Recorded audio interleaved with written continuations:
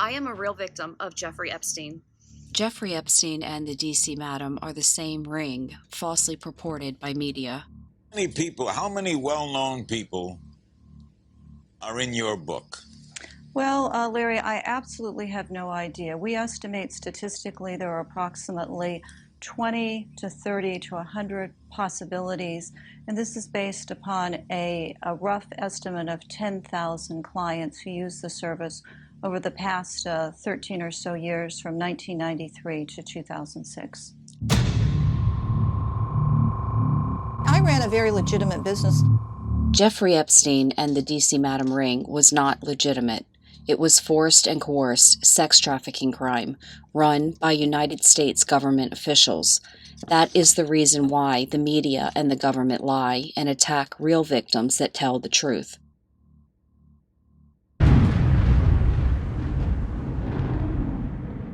The media and the Department of Justice cover up the victims, and in so doing, profit. I was trafficked to Jeffrey Epstein and Andrew Windsor by Deborah Palfrey, the D.C. Madam. The alleged suicides are staged fraud by the media and government. The reported suicide of Deborah Jean Palfrey, the D.C. Madam. Jeffrey Epstein has taken his own life. In addition to Jeffrey Epstein and Deborah Palfrey, at least 4 others in cases of which my daughter and I are victims also died of alleged suicide by hanging. He was found dead Monday. Investigators say it appears he took his own life, but an investigation is underway. Following the death of the defendant who's charged in the American case, our U.S. Attorney in Eastern California, Phil Talbert, yesterday filed a civil forfeiture complaint, which will ensure that appropriate action is taken with regard to all the assets that were seized in the course of that investigation. One victim was just 18 years old when in February she overdosed on a powerful synthetic opioid. Aisha's death was not an accident. It was premeditated murder by a Russian named Robert Anthony Barozha, who told police he had amnesia at the time. Likewise, it is not an accident that Aisha was an underage victim of Jeffrey Epstein's. Nor is it an accident that the FBI profited over $24 million from the cover-up of the actual crime. The D.C. Madam resurfaced 20 years later when the Epstein news broke under the assumed name Jenny Moore. Recollections of a person who worked for Jeff Epstein, my roommate. She was intimately involved in every sense of the word with these parties that they would throw. This is a letter written by my CAA handler, Joseph Alouetta, who attests to the fact that I was trafficked by the D.C. Madam. Clientele was very powerful. This is Washington, D.C. I was a student at the Catholic University of America in Washington, D.C. I was abducted for 2 weeks. She was up and comer, and that's not what I asked you to do for me. I answered an ad in the city paper. The ad was ambiguous. The ad was CIA fraud for Jeffrey Epstein's forced and coerced sex trafficking ring run by military intelligence and the police. I thought I was going on a real job interview. Everything is absolutely legal for all intents and purposes. For all intents and purposes. For all intents and purposes. The intent and purpose was forced sex trafficking of women and their children. Deborah was professional. I tried to tell Deborah what happened, but something she said made me realize she knew what happened. Because me and her were friends. And you and Deborah Palfrey? Yes, we were friends. And she was trying to get out. She'd already been hit with a tax evasion charge before and not gotten into federal prison time. You know, when I met you, you told me you worked for the D.C. Madam? Yes. Was that true? Absolutely. Be careful about what we talk about. Oh, okay. 2 weeks after that phone call, people from the town where Terrell Lee Gravely, the man who abducted me for the D.C. Madam is from, bought property behind me. I was contacted by Terrell Gravely immediately after I spoke to the FBI involved in Epstein's case. I was abducted for 2 weeks. I called the police. I was moved from Washington, D.C. by Ed Norris, who was the superintendent of the Maryland State Police. He is now an actor on the show The Wire. It was a radio show. I was driven by Jonathan Luna to the Bethesda Marriott on Pook's Hill, where Jeffrey Epstein and Andrew Windsor drugged and raped me. Authorities began searching for Jonathan Luna, an assistant U.S. attorney, after he failed to show up this morning. He was found dead today in Pennsylvania. My name is Jessica Collins. I live in Virginia.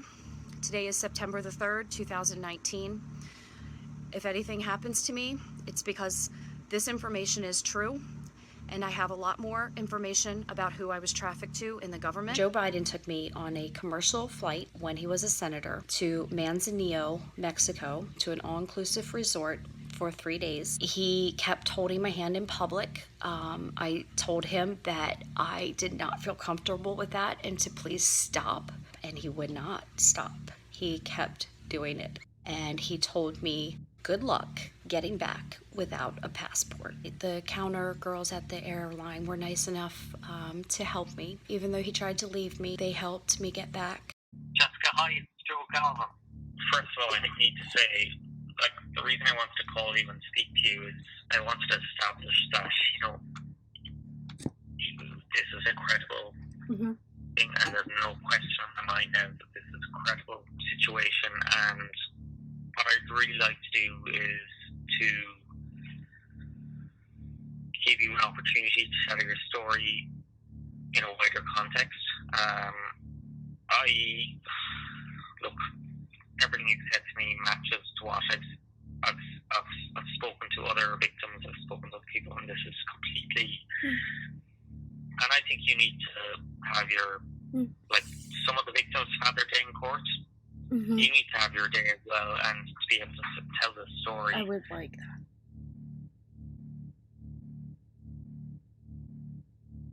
That's why I wanted to speak to you. I mean, we get a lot of people who are,